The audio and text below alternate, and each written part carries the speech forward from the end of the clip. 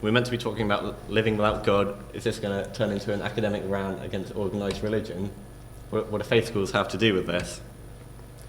Most of us, this is most of the atheists, read and agreed with Dawkins and other new atheists like Sam Harris and Christopher Hitchens, who say it makes no more sense to talk about a Christian child than a monetarist child or a Marxist child.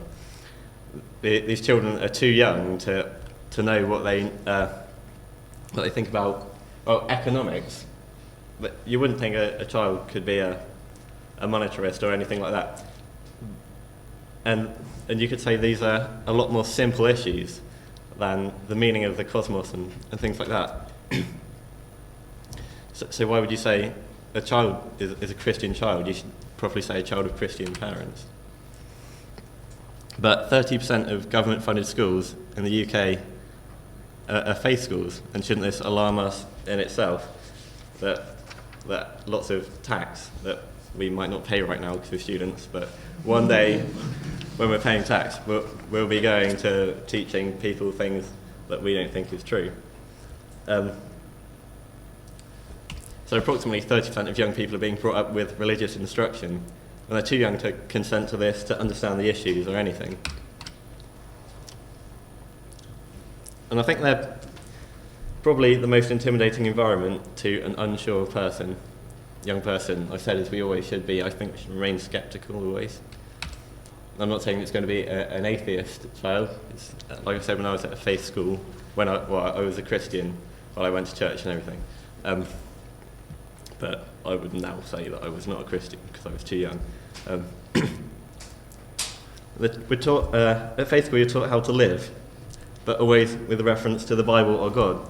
You have assemblies that are themed on things. Sometimes it's things that are annoying, that like you have an assembly on why faith is good, or loving God and things like that. But you also get assemblies on things like perseverance, courage, tolerance. And these are things that I would think are good things, and they should be taught to children. But it's always taught only with a reference to the Bible. So then it's easy to see how children will get the idea that religion is necessary to get morality in your life, to get direction in your life. And as a pupil, it's not hard to get the impression that all your positive adult role models are religious. And they mostly probably are, because they chose to go to a faith school to work. And the few who aren't are probably, they're not going to say that this is all lies and I think what you're doing is wrong, because they'll probably lose their job, especially when most of their colleagues are going to be religious. But if a school-aged child notices this, which is the fact, they notice the fact that all their teachers are religious, we can only expect them to overlook the bias in their sample of a faith school, and generalise that all good adults are religious. And if a child perceives that all meaning and morality come from God, then it's very confusing, and I would say it's tormenting to feel that you want to be moral and you feel motivated, but God doesn't seem to be there.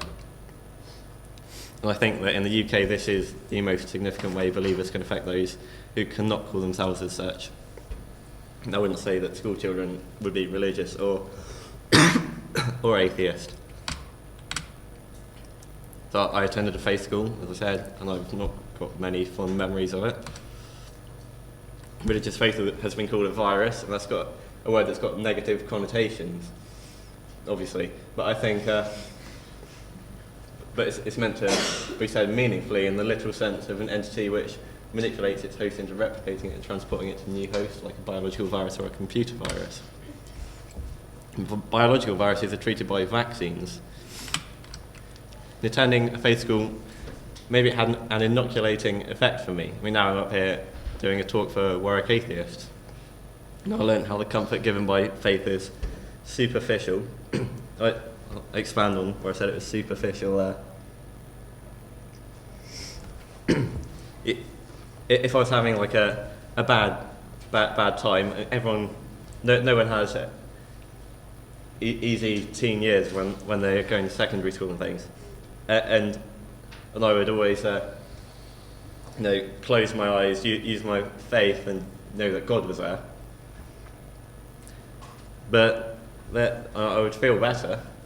But then several months later, nothing has changed, and I feel better. But I notice that the reason I feel better is purely because I have faith, and then it sort of turns back and destroys itself because it causes you to realise that you only like it in and of itself. So does that mean it's worthless? I don't know.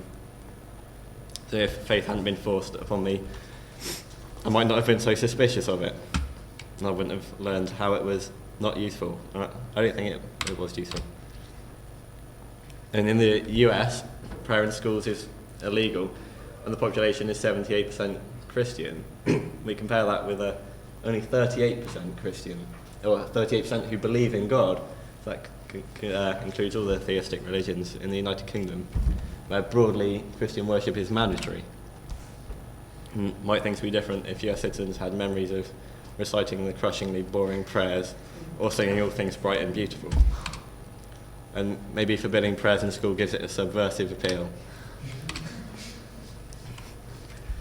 In Islamic countries, apostasy, which is deconversion from Islam, with a crime and is often punishable by execution. I finished on faith schools and I'm going. This is just a summary of worldwide. I've mainly been talking about the United Kingdom, and I felt a bit bad about that. But I don't feel that I can say too much about the rest of the world. In the US, there's a much more suspicious climate against atheism. This is George Bush Sr. saying that atheists shouldn't be considered citizens or patriots. This is one nation under God. Since 1967. This is 87. Yeah, but it's only been one nation under God since 1960 something. Oh, so yeah. Put it on money. Yeah. And a poll in 2007 asked respondents who would be acceptable as a president. This was the result of the poll. But by a long way, we lost. We're behind Catholics, blacks, Jewish people, women, Hispanics, Mormons, married for the third time, 72-year-olds, homosexuals. We're at the bottom. 53% of Americans wouldn't be happy with an atheist president. So the summary of the talk, so we've seen that coexistence with Christianity requires acceptance of instruction to evangelise. Although in the Quran, it's less evangelism is less what the issue is, when it's more about the worrying things that are written about atheists and unbelievers. In the UK, I think faith schools should be the biggest issue to do with living as an unbeliever amongst believers. And perhaps the end, a faith school's the end, which is immunisation, justifies the means. So maybe I would let my children go to a faith school, and maybe they would turn out like me in the end. Maybe that's not good. And it is much worse in other countries. Thank you.